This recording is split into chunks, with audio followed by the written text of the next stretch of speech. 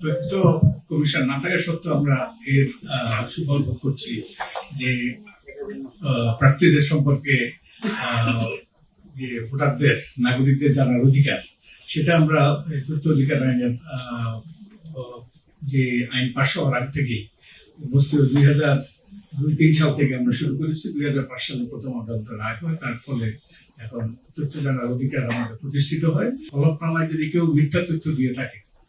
যে সাধারণত গেজেট পাশ করার পরে নির্বাচন কমিশনের আর কিছু করার থাকে না, কিন্তু আমাদের ওই যে আরপিও 91